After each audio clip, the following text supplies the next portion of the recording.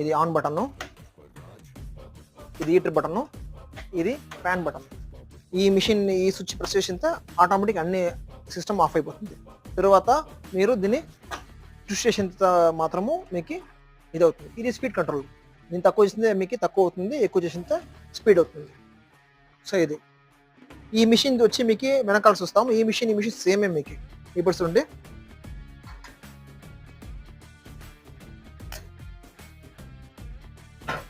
చూడండి